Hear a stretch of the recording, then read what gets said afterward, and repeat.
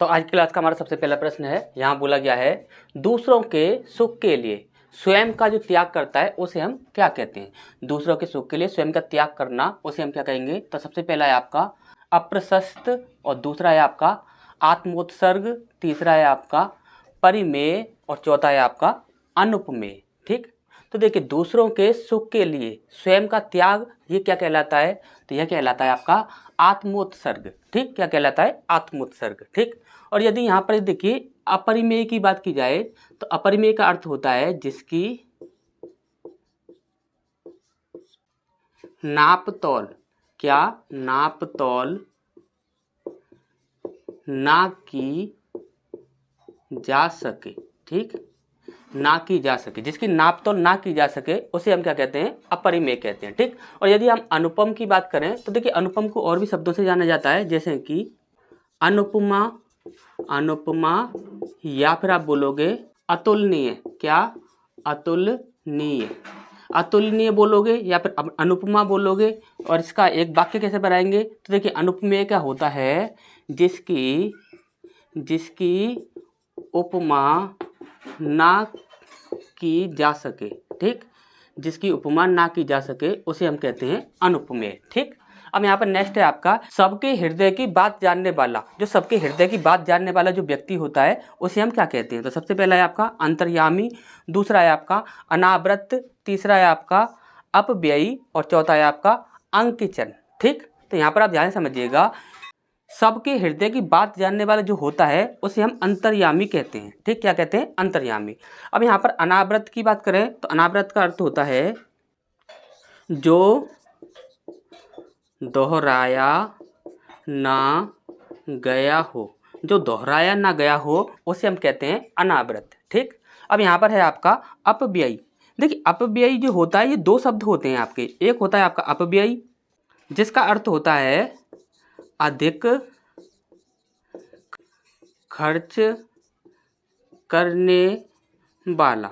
ठीक, और एक दूसरा शब्द होता है आपका मितव्ययी, क्या होता है, मितव्ययी। और मितव्ययी कौन होता है, कम खर्चा करने वाला। ठीक, जो कम खर्चा करने वाला होता है उसे हम मितव्ययी कहते हैं, और जो अधिक खर्चा करने वाला होता है उसे हम अपव्ययी कहते हैं। ठीक, अब यहाँ पर नेक्स्ट है आपका अकिंचन। अकिंचन किसे कहते हैं, तो जिसके पास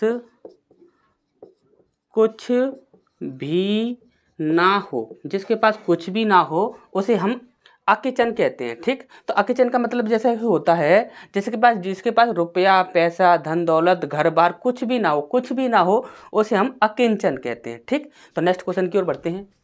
इसका नेक्स्ट प्रश्न हमारे यहाँ बोला गया है सब लोगों से संबंध रखने वाला। जो सब लोगों से संबंध रखता है उसे हम क्या कहते हैं। तो सबसे पहला है आपका सार्वजनिक, दूसरा है आपका सार्वभौमिक, तीसरा है आपका सार्वकालिक, और चौथा है आपका सार्वदेशिक। ठीक, अब यहाँ पर आप ध्यान से समझिएगा, जो सब लोगों से संबंध रखता है यानी कि जो सब लोगों के लिए है, किसी एक के लिए नहीं है, तो वो क्या हो जाएगा, आपका सार्वजनिक हो जाएगा। ठीक, यदि यहाँ पर सार्वभौमिक की बात करें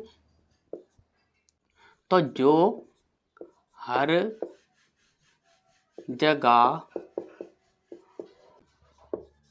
उपस्थित हो, जो हर जगह उपस्थित हो उसे हम क्या कहेंगे, सार्वभौमिक। ठीक, अब यहाँ पर यदि बोला जाए कि सर्वकालिक किसे कहते हैं, सार्वकालिक, तो सार्वकालिक कहेंगे जो हर समय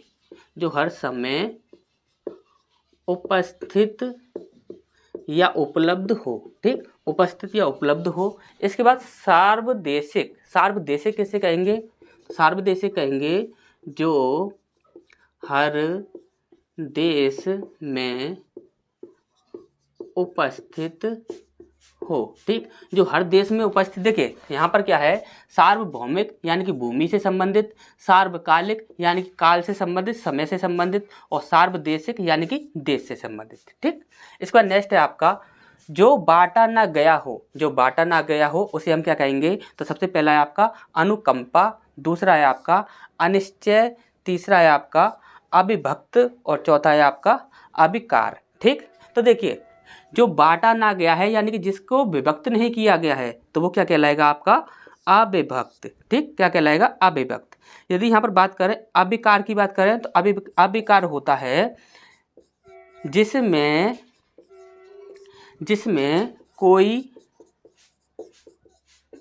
परिवर्तन ना हुआ हो, जिसमें कोई परिवर्तन ना हुआ हो, यानी कि उसमें ना ही कोई वृद्धि हुई है ना ही कोई कमी हुई है, यानी कि ना ही कोई बढ़ोतरी हुई है ना ही कोई कमी हुई है, तो वो क्या हो जाएगा आपका अविकार हो जाएगा। ठीक, इसका नेक्स्ट है आपका अनिश्चय। अनिश्चय किसे कहेंगे?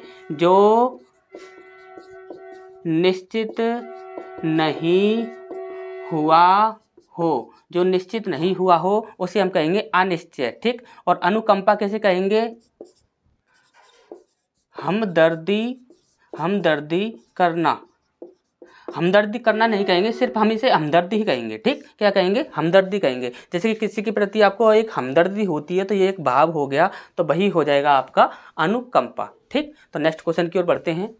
इस पर नेक्स्ट प्रश्न हमारे यहाँ बोला गया है किसी संस्था के 25 वर्ष पूरे होने पर होने वाला जो उत्सव होता है उसे हम क्या कहते हैं? तो सबसे पहला है आपका हरित जयंती, दूसरा है आपका रजत जयंती, तीसरा है आपका शताब्दी और चौथा है आपका स्वर्ण जयंती। ठीक, तो यहाँ पर आप देखोगे तो देखिए, यदि यहाँ पर हरित जयंती की बात करें तो ये होता है आपका 75 वर्ष पूरे होने पर। ठीक, 75 वर्ष पूरे होने पर। रजत जयंती की बात करें तो 25 वर्ष पूरे होने पर। ठीक, अब यहाँ पर शताब्दी की बात करें तो 100 वर्ष पूरे होने पर। ठीक, अब इसका स्वर्ण जयंती की बात करें तो यहाँ पर होता है आपका 50 वर्ष पूरे होने पर। ठीक, याद रखिएगा। और हमसे यहाँ पर पूछा गया था 25 वर्ष पूरे होने पर, तो क्या हो जाएगा आपका रजत जयंती। तो इसका नेक्स्ट प्रश्न हमारे यहाँ बोला गया है पैसे से मनुष्य की जीवन जीने की इच्छा बदबती होती है। ठीक, तो यहाँ पर देखिए, यदि बदबती का मतलब यदि आपको नहीं पता हो तो ये हम आपको बता देते हैं, और अधिक पाने की इच्छा। क्या? और अधिक पाने की इच्छा। ठीक, जो और अधिक पाने की जो इच्छा होती है उसे हम बदबती कहते हैं। ठीक, अब यहाँ पर आप ध्यान से समझिएगा, यहाँ पर बोला गया है पैसे से मनुष्य के जीवन जीने की इच्छा और अधिक बढ़ जाती है, यानी कि जीवन जीने की इच्छा जो और अधिक बढ़ती है, जीवन जीने की जो इच्छा है किसी व्यक्ति की जो और बढ़ रही है, तो उसे हम क्या कहेंगे? तो सबसे पहला है आपका चतुरानंद, दूसरा है आपका जीविका, तीसरा है आपका जिजीविषा और चौथा है इनमें से कोई नहीं। ठीक, तो जीवन जीने की और अधिक जो इच्छा होती है उसे हम कहते हैं जिजीविषा। क्या कहते हैं? जिजीविषा। ठीक, और यहाँ पर चतुरानंद किसे कहते हैं? तो चार हैं आनन, आनन यानी कि सर, चार हैं सर जिसके, और इसके लिए एक अलग शब्द क्या होता है? ब्रह्मा। क्या होता है? ब्रह्मा। ठीक, अब यहाँ पर देखिए, अब नेक्स्ट है आपका जीविका। जीविका किसे कहते हैं? जीवन निर्वाह का साधन। जीवन निर्वाह का जो साधन होता है उसे हम कहते हैं जीविका। ठीक, तो नेक्स्ट क्वेश्चन की ओर बढ़ते हैं। इसका नेक्स्ट प्रश्न हमारे यहाँ बोला गया है जो कहा गया है उसे हम क्या कहेंगे? तो सबसे पहला है आपका खेचर, दूसरा है आपका एकाच, तीसरा है आपका कृतार्थ और चौथा है आपका कथित। ठीक, तो यहाँ पर देखिए, जो कहा गया है तो उसे हम क्या कहेंगे? कथित कहेंगे। क्या कहेंगे? कथित कहेंगे। अब यहाँ पर यदि खेचर की बात की जाए तो खेचर का अर्थ होता है, इसे हम आकाशचारी भी कहते हैं। क्या? आकाशचारी। आकाशचारी का मतलब क्या होता है? जो आकाश में चले। ठीक, जो आकाश में चले उसे हम क्या कहेंगे? आकाशचारी या फिर खेचर। और जैसे कि आप बोल सकते हो, जैसे कि आपका पक्षी हुआ, जहाज हुआ, ठीक, पंछी हुआ, जहाज हुआ, कुछ भी जो भी आपका आकाश में चलता है उसी को हम क्या कहेंगे, खेचर या फिर आकाशचारी। ठीक, अब यहाँ पर एकाक्ष किसे कहते हैं, इसके लिए आपके ये दो वाक्य होते हैं, आपको दोनों ही याद रखने हैं। जैसे कि हम बोलेंगे एक आंख वाला, एक आंख वाला, या फिर आप इसे और भी कह सकते हो, क्या बोलोगे, एक ही अक्ष पर घूमने वाला। ठीक, एक ही अक्ष पर घूमने वाला या फिर एक आंख वाला जो होता है उसे हम कहते हैं आकाश। ठीक, और जैसे कि एक ही अक्ष पर घूमने वाला तो आपको अच्छे से पता है कि पृथ्वी होती है जो कि एक ही अक्ष पर घूमती है। ठीक, अब यहाँ पर नेक्स्ट देखते हैं कृतार्थ। कृतार्थ किसे कहते हैं, तो कृतार्थ कहते हैं जो अपने सभी कार्यों को पूर्ण कर चुका है, कर चुका हो, जो अपने सभी कार्यों को पूर्ण कर चुका हो, अब उसके पास कोई भी कार्य ना हो तो उसे क्या कहेंगे, कृतार्थ। ठीक, तो नेक्स्ट देखते हैं ये जिसे होगा। ठीक, तो जिसे सिद्ध करना कठिन हो, जिसे सिद्ध करना कठिन हो उसे हम क्या कहेंगे, तो सबसे पहले आपका दुस्साध्य, दूसरा है आपका दुष्परिमेय, तीसरा है आपका दुर्विग्रह और चौथा है आपका दुष्प्राप्य। ठीक, तो यहाँ पर इसका जो सही आंसर होता है, जैसे कि जिसे सिद्ध करना कठिन हो, जिसे सिद्ध करना कठिन हो उसे हम कहते हैं दुस्साध्य। दुस्साध्य के लिए हम बोल सकते हैं जिससे साधना मुश्किल हो या जिसे सिद्ध करना मुश्किल हो, तो वही कहलाता है आपका दुस्साध्य। ठीक, तो नेक्स्ट क्वेश्चन की ओर बढ़ते हैं। इसका नेक्स्ट प्रश्न हमारे यहाँ बोला गया है किसी बात पर बहुत बारीकी से विचार करने वाला, जो बहुत ही बारीकी से हर बात पर विचार करता है उसे हम क्या कहते हैं। ठीक, तो यहाँ पर सबसे पहला है आपका शिष्यरक्षा, दूसरा है आपका समालोचक, तीसरा है आपका सूक्ष्मदर्शी और चौथा है आपका व्याकरण। ठीक, तो यहाँ पर देखिए किसी बात पर बहुत बारीकी से विचार करने वाला जो होता है उसे हम सूक्ष्मदर्शी कहते हैं। क्या कहते हैं, सूक्ष्मदर्शी। अब ये व्याकरण, ये किसे कहते हैं, व्याकरण का ज्ञान रखने वाला। ठीक, जो व्याकरण का ज्ञान रखने वाला जो होता है उसे हम कहते हैं व्याकरण। ठीक, इसके बाद यदि बात की जाए शिष्यरक्षा किसे कहते हैं, सृजन करने की जो इच्छा होती है, सृजन करने की इच्छा। ठीक, जो सृजन करने की जो इच्छा होती है, जो नया निर्माण करने की जो इच्छा होती है उसी को कहते हैं हम, इच्छा को कहते हैं। ठीक, किसी व्यक्ति को नहीं, इच्छा को, तो क्या कहते हैं, शिष्यरक्षा। ठीक, अब यहाँ पर समालोचक किसे कहते हैं, तो समालोचक कहते हैं, काफी इंपॉर्टेंट है, याद रखिएगा, सुख और दुख की एक साथ विवेचना करना,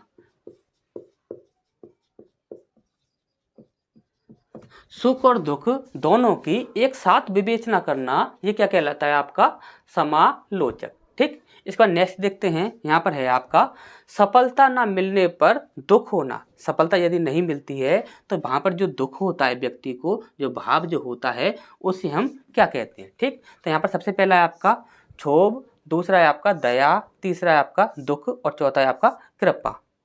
तो उसे हम क्या कहेंगे, तो उसे हम कहेंगे क्षोभ। ठीक, और ये दया, दुख, कृपा, इन सब के बारे में तो आप अच्छे से जानते होंगे। ठीक, तो नेक्स्ट क्वेश्चन की ओर बढ़ते हैं।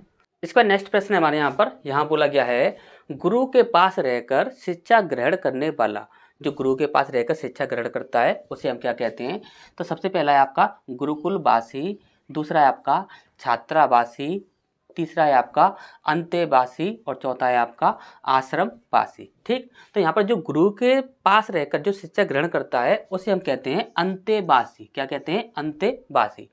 दोपहर के बाद का समय। ठीक, तो दोपहर के बाद का जो समय होता है उसे हम क्या कहते हैं, तो सबसे पहला है आपका गोधूली, दूसरा है आपका मध्याह्न, तीसरा है आपका अपराह्न और चौथा है आपका पूर्वाह्न। तो यहाँ पर इसका जो सही आंसर होता है वो होता है अपराह्न। ठीक, अब यहाँ पर यदि गोधूली की बात की जाए तो गोधूली होता है शाम और रात के मध्य का समय। ठीक, शाम और रात के जो मध्य का समय होता है, जो हल्का हल्का सा अंधेरा हो जाता है, उसी को हम कहते हैं गोधूली। ठीक, इसका नेक्स्ट है आपका मध्याह्न। मध्याह्न किसे कहते हैं? जिसे हम दोपहर भी कहते हैं, दोपहर।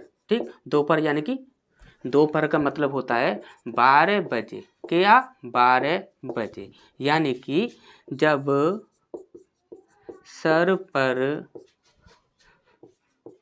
सूर्य हो। हमेशा याद रखिएगा, जब सर पर सूर्य होता है ना, तब हमारे 12 बजते हैं। 12 बजते हैं, 12 बजे के समय पर ही बिल्कुल सर पर सूर्य दिखेगा आपको। आपकी जो परछाई होती है, देखिए काफ़ी बार ऐसा भी प्रश्न पूछा जाता है कि पूरे दिन का ऐसा कौन सा समय होता है जब सूरज की रोशनी आप पर पड़े लेकिन आपकी परछाई आपको ना दिखे। तो आपकी परछाई आपको कब नहीं दिखेगी? जब आपके सर पर, बिल्कुल सर पर सूरज होगा, तब आपकी परछाई नहीं दिखेगी। तो वो आपका 12 बजे का समय होता है। ठीक, ये भी प्रश्न आपका काफ़ी पूछा गया है, तो याद रखिएगा, जब परछाई ना दिखे आपकी, इस प्रकार से पूछा जाता है। ठीक, इसके बाद नेक्स्ट देखते हैं, यहाँ पर है आपका पूर्वाहन। तो पूर्वाहन किसे कहते हैं? सुबह का जो समय होता है, सुबह यानी कि 12 बजे से 12 बजे से पहले का समय।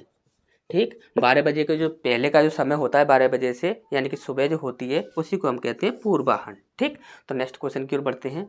इसका नेक्स्ट प्रश्न हमारा यहाँ बोला गया है, ज्ञातव्य शब्द के लिए एक उचित वाक्यांश क्या होगा? ठीक, किसके लिए? ज्ञातव्य। ठीक, तो सबसे पहला है आपका, जो सर्वज्ञ पुराण उपनिषद शास्त्र का ज्ञान रखता है। ठीक, दूसरा है आपका, जो जाना जा सके, जिसे जानना आवश्यक हो।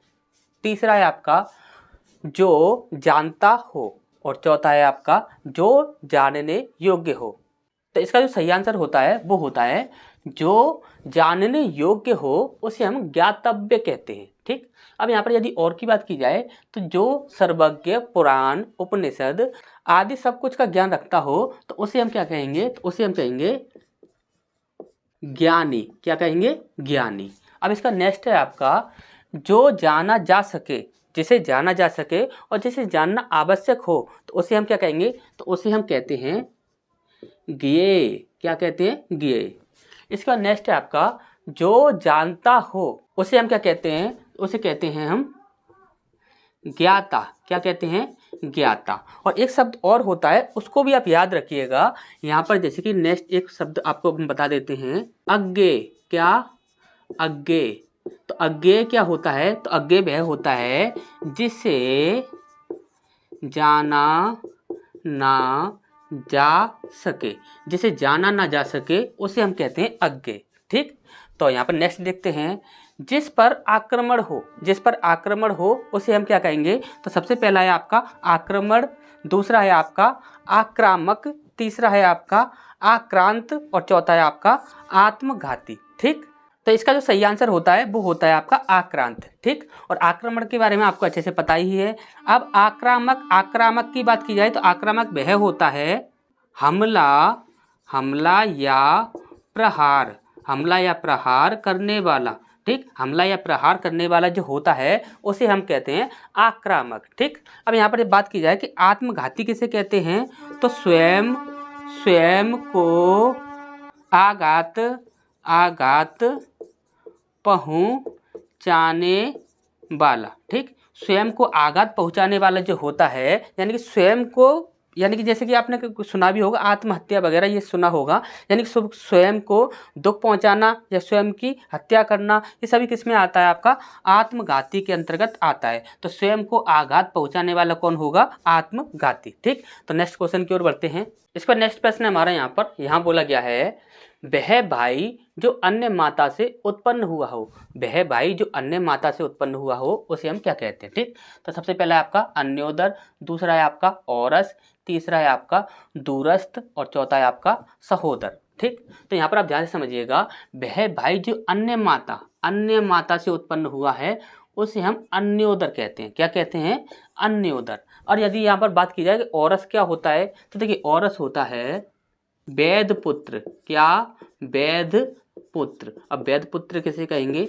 अपनी पत्नी से उत्पन्न पुत्र, जो अपनी पत्नी से जो उत्पन्न पुत्र होता है उसे वैध पुत्र कहा जाता है, यानी कि औरस कहा जाता है। ठीक, अब यहाँ पर यदि बात की जाए दूरस्थ किसे कहते हैं, तो इसके लिए आपके दो वाक्य बनते हैं। एक तो होता है आपका दूर रहने वाला, और दूसरा होता है जो वर्तमान में ना घट सके। ठीक, जो वर्तमान में ना घट सके या फिर दूर रहने वाला। इसके बाद नेक्स्ट है आपका सहोदर। सहोदर किसे कहते हैं, तो एक ही माँ से जन्मे। ठीक, जो एक ही माँ से जो जन्मे होते हैं उन्हें हम कहते हैं सहोदर। ठीक, इसके बाद नेक्स्ट देखते हैं अंकेक्षक। क्या बोला गया है, अंकेक्षक। अंकेक्षक शब्द के लिए एक उचित वाक्यांश क्या होगा। ठीक, तो सबसे पहला है आपका गणना करने वाला, दूसरा है आपका अंकों के साथ खेलने वाला, तीसरा है आपका अंगरक्षकों का कार्य निर्धारित करने वाला, और चौथा है आपका आय व्यय के आंकड़ों की जांच करने वाला। इसे हम यहाँ पर मुनीम भी कहते हैं। क्या कहते हैं, मुनीम। मुनीम भी कहते हैं, जो कि आय व्यय का यानी कि कितना कमाया है कितना गया है इस सब का जो हिसाब किताब रखता है उसे हम क्या कहते हैं, मुनीम कहते हैं, यहाँ पर अंकेक्षक।